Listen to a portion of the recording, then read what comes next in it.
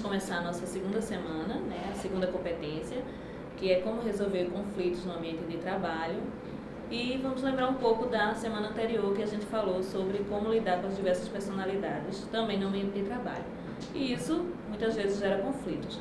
Hoje eu trouxe a professora e advogada Anne Almeida, que trabalha na Prefeitura do Recife, no setor de atendimento ao servidor. E ela atende casos de conflito nas unidades escolares, além de outras coisas. Oi, Anne, como chega até você os casos de conflito nas unidades escolares e fala um pouquinho se você também vai até as unidades. Oi, Luciana, a todos que estão nos assistindo. As demandas, elas vêm ou de maneira escrita, por ofício, por relatório escolar, ou por um relatório da própria pessoa, ou o servidor ele se encaminha para o nosso setor de forma espontânea. Quando ele se sente incomodado. Quando ele se sente, de certa forma, incomodado. Além disso, pode acontecer de nós irmos visitar as unidades escolares, as unidades educacionais. Certo, mas geralmente é quando alguém chama ou quando vocês acham que tem a necessidade, quando está acontecendo algum conflito? Normalmente as pessoas, algum segmento da unidade se sente na necessidade de fazer esse tipo de intervenção e é então quando o setor ele é acionado e a gente faz esse atendimento. E como se caracteriza um conflito, Ana? O conflito, Luciana, ele basicamente parte de uma situação em que alguém está insatisfeito. Tanto pode ser a maior parte do grupo, como uma minoria, às vezes apenas uma pessoa. Então surge o conflito nessa situação de não aceitação de uma ideia proposta ao grupo, normalmente. Não há um consenso, não é isso? Normalmente não há um consenso quando surge o conflito. Que tipos de conflitos acontecem nas unidades escolares e qual é o mais comum? Veja bem, normalmente existem regras regulamentares que ou não são completamente conhecidas do grupo ou não são completamente respeitadas. E aí, uma das partes sente a necessidade de colocar para o grande grupo a situação. E a partir daí, o conflito ele surge e a gente procura conhecer das partes qual é a principal reclamação e a partir daí a gente trabalhar em cima do que pode vir a ser uma mediação. Certo. E geralmente acontece o quê? Professor, gestor, aluno, professor, funcionário, gestor, como é que... Todos esses segmentos. No nosso setor, em especial, a gente atende mais servidor. Então, esse conflito entre aluno e professor normalmente não é resolvido neste setor de atendimento ao servidor, embora a gente possa vir a tomar a ciência dele em algum momento. Mas normalmente entre servidores. E assim, mas entre os servidores tem algum que se destaca mais, que geralmente acontece? Não existe muita a situação entre gestor e servidor. Normalmente gestor e servidor, mas também em duplo sentido, tanto do servidor em relação ao gestor, como em relação ao gestor em relação ao servidor. E como é feita essa mediação de conflito? Fala um pouco do seu trabalho, quando essas partes estão juntas, como é que é feito, quando é que eles são atendidos separadamente? Veja bem, a mediação propriamente dita do conflito, ela só acontece se as partes quiserem. Então, assim, o primeiro pressuposto as partes têm que querer. Se não existir essa vontade inicial de compor, de minimizar os danos que já existem, não existe a mediação. Então, normalmente, a gente não tem essa postura de colocar os envolvidos todos juntos no mesmo momento, até porque também não é vontade deles que seja dessa forma. Né? Eles preferem que seja feita a escuta inicial e depois a gente pergunta se ele quer entrar em contato com aquele servidor que aconteceu o conflito. Normalmente eles não querem.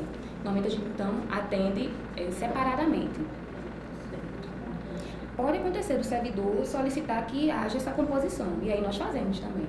Para o que um disser e o outro disser ser confrontado, não. Acontece esse confronto ou é mais para apaziguar mesmo? Exato, assim, não a questão do confronto em si, mas a exposição das ideias ao mesmo tempo para que aquela pessoa, no caso nós, como servidores que atendemos os outros servidores que chegam, ver se é possível ter uma mediação e ver se é possível encontrar uma solução para aquela situação posta. Mas normalmente eles preferem não haver essa composição, que não haja essa composição. Teoricamente, os conflitos poderiam ser evitados? Teoricamente, na teoria é possível. Na prática é mais difícil porque como a gente está dentro de um ambiente onde existem informações diferentes, educação diferente, forma de reagir diferente, então o conflito ele existe. Então, teoricamente seria perfeito, mas na prática a gente vê que não é bem assim. E quando é que esse conflito ultrapassa os muros da escola e deve ser resolvido na Secretaria de Educação, que é o caso do seu setor? Basicamente, quando não há a comunicação, quando todo canal de comunicação possível se torna inviável. Então, é porque você não quer mais conversar, porque você não quer mais expor sua ideia, você não quer mais entrar em contato com aquele outro servidor.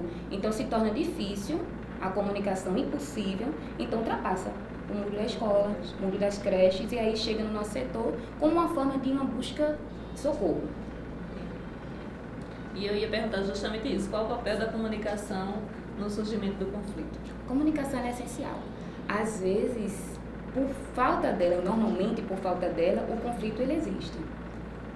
Uma comunicação que seja eficaz no sentido de você entender o que o outro está dizendo, procurar ver o lado dele, evitaria bastante conflitos. Certo. O conflito pode ser positivo? O conflito em si, ele indica que alguma coisa não está bem. Eu posso dizer pela experiência que eu tenho que a consequência da resolução do conflito pode ser positiva. Pode ser positiva. E às vezes acontece que tem alguma coisa que não vai bem e ninguém sinalizar. Quando alguém sinaliza, aquilo pode ser resolvido. Então, o lado positivo é justamente esse, né? Exatamente. Quando é que ocorre a resolução? Sempre há resolução do conflito? Como eu falei inicialmente, a resolução do conflito, ela só ocorre se as partes envolvidas quiserem. Porque eu posso dar a melhor sugestão e as pessoas não quererem, não acatarem aquela sugestão, e aí o conflito ele não vai ser resolvido. As pessoas têm que partir da ideia de que querem compor, querem realmente resolver aquela situação. E é comum haver recorrência, assim, o mesmo conflito com as mesmas pessoas retornarem ao setor? Acontece, não é um número muito alto de reincidência, se a gente pode dizer assim, mas acontece. Como as pessoas envolvidas no conflito geralmente chegam até vocês, assim, emocionalmente? Como é que elas chegam geralmente? Alguns chegam bastante abalados psicologicamente, outros chegam bastante irritados e agressivos, outros chegam sem entender por que estão ali, não entenderam que aquilo ali é um conflito e que não foi comunicado. Deveria haver uma composição a respeito disso, mas basicamente é isso, é uma tristeza muito grande, uma agressividade muito grande, o desconhecimento do motivo pelo qual está indo ao setor. E como isso é visto, como é que é tratado por vocês quando as pessoas chegam abaladas dessa forma? Nossa equipe ela é multifacetada, poderia dizer assim. Nós temos advogados, temos assistentes sociais, temos psicólogos, todos com o cargo de professor, mas que têm essas especialidades, essa formação diferenciada, para justamente atender às muitas possibilidades que o atendimento ao servidor da prefeitura exige, necessita, principalmente na área da educação. As novas tecnologias ajudam ou atrapalham o conflito?